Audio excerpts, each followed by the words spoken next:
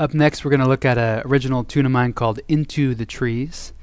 And the title really came from living in the Northwest. I live in Oregon and I grew up in Eugene, and it's just forests everywhere. And I had actually written the tune and needed a title for it. And I had recorded it, I think on my cell phone or something, and I had it plugged in to the stereo of my car, and I was driving out to my parents' place in these windy roads, just kind of weave in throughout the forest, and it just hit me. It should be called Into the Trees. And I actually came up with this tune unintentionally. I was sitting out on my porch one morning, and I had been working with another teacher, a great player named Bill Harkleroad, and he had given me all kinds of these movable chord forms like I was showing you before, and I was just getting introduced to them. But I had these other right hand techniques that I'd already been using, and it was really by experimenting. I think I did was practicing a few of these movable techniques, and I hit a chord that was actually incorrect.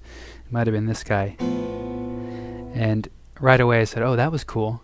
And I just experimented and experimented and came up with a tune.